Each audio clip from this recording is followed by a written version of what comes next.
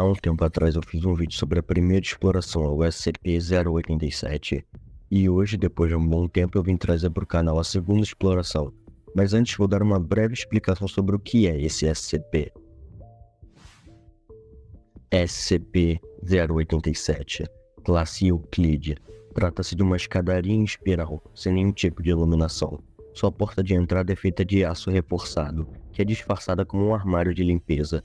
Ele fica no campus de alguma universidade, porém, obviamente, a fundação não libera a localização. Bom, para ser um SCP, é óbvio que não vai ser uma escadaria normal. Lá é tão escuro que literalmente absorve as fontes de luz, e as explorações são feitas com lanternas muito potentes. E claro, essa escuridão não é o principal perigo. Nessa escadaria habita uma criatura conhecida como SCP-087 dígito 1, que se assemelha a um rosto humano sem pupilas e boca. Essa coisa foi responsável por causar um medo e paranoia extremos em todos aqueles que visitaram as escadarias. Sem contar que lá no fundo das escadas é possível ouvir gritos e pedidos de socorro, porém até hoje ninguém nunca conseguiu chegar lá. Bom, dito isso, vamos ver como foi a segunda exploração ao SCP-087, feita pelo Classe D-9035, um homem de 28 anos, afro-americano, aparentemente normal, porém que possui um ódio extremo contra mulheres. Não é revelado o motivo de ter se tornado um Classe D, porém a gente pode imaginar o porquê. Ele está equipado com uma lâmpada de 100 watts, com bateria capaz de durar 24 horas, uma câmera portátil e um fone para se comunicar com o doutor que está no comando da exploração. Além disso, também possui um estoque de pequenas luzes de LED adesivas que duram aproximadamente 3 semanas cada. Ele então começa a descer, apontando a lanterna, porém mesmo assim não ilumina muita coisa, mas ainda assim é bem mais forte do que na primeira exploração. Classe D se recusa a descer, porém o doutor ordena que ele continue. Ei, doutor, eu sei que você disse e tudo mais, mas eu acho que eu não quero descer ali. Por favor, continue para o primeiro piso.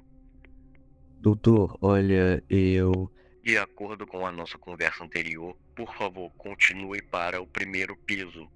O D faz uma pequena pausa de 18 segundos, então desce 13 degraus. É uma criança? Por favor, remova uma das luzes adesivas e coloque-a na parede do corredor. Doutor, você ouviu isso? É uma criança lá embaixo? Isso não está confirmado. Por favor, coloque uma luz adesiva na parede e verifique se ela funciona. O doutor pede para ele desligar a lâmpada. Ele hesita, mas o faz. A luz de LED não ilumina nada além do primeiro degrau. Obrigado. Você pode ligar sua lâmpada de volta. Por favor, continue a descer. Em cada pouso, coloque uma luz LED para a parede e ligue-a. Se você notar qualquer coisa incomum, por favor, denuncie. O D desce para o próximo piso e então é possível ouvir gritos e choros vindos do fundo, assim como na primeira exploração. Você ainda pode ouvir o áudio relatado anteriormente? Sim. Ela parece que está a uns 150, talvez 200 metros para baixo. Eu tenho que pegar ela? Olha, doutor, eu não me dou muito bem com criança. Por favor, coloque a luz na parede e continue a descer até que você note qualquer coisa anormal. O D então cola um LED na parede, desce até o próximo piso e cola o terceiro LED, e assim se segue pelos próximos 25 pisos. Eu não acho que estou chegando mais perto da criança, doutor. Até onde você diria que está a origem do som? O mesmo que antes, de uns 150 a 200 metros de profundidade. Obrigado. Por favor, prossiga. O D continua descendo por mais 24 pisos, quando de repente ele para. Na câmera, é possível ver uma marca na parede de concreto. Os próximos degraus parecem esmagados em meio a escombros. Você vê isso? Sim. Você pode, por favor, descrever o que você vê? Parece que algo cortou a parede, e os degraus por aqui estão todos desmoronando, entre outras coisas. A marca do corte parece realmente lisa. O D toca na marca. Parecia uma marca de arranhão, como se algum animal selvagem ou alguma outra coisa tivesse tentado atacar a parede ou alguém que estivesse ali. O doutor então manda o D continuar. Ele acha que já foi longe demais e se recusa a descer. O doutor o lembra de seu acordo, desconvence e então continua por mais 38 pisos. Porém o som de choro não parece estar ficando mais perto.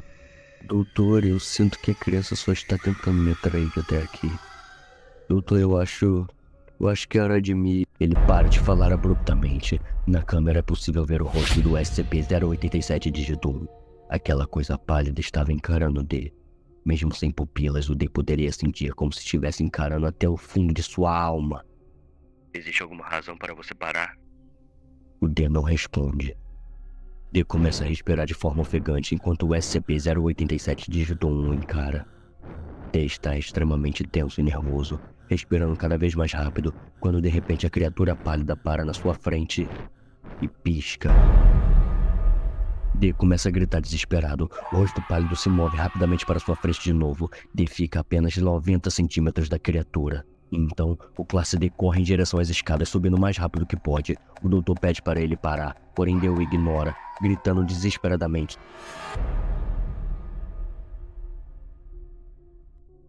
Depois de subir por 72 pisos, ele cai no 17º piso. D9035, você pode me ouvir? D não responde, porém é possível ver sua respiração ofegante no microfone. Na câmera não se vê nada além da pura escuridão. E após 14 minutos, o som de um batimento cardíaco rápido, que não consiste com um batimento cardíaco humano, é ouvido. O D então suspira e se levanta, volta a subir as escadas o mais rápido que consegue. O som dos batimentos é ouvido junto com o som de arranhões nas paredes, porém o barulho acaba quando o D finalmente chega na porta e sai de dentro do SCP-087. D então se senta no chão, extremamente cansado, e não diz uma palavra sequer. Logo após esse experimento, o classe D9035 entra em estado catatônico, do qual ainda não se recuperou. Essa exploração conseguiu ir um pouco mais além do que a primeira, e deixou ainda mais nítido o quão perigoso pode ser o SCP-087. Ainda não sabemos o que é aquele rosto pálido, nem o que ele quer, e claro, não sabemos de quem são aqueles gritos no fundo.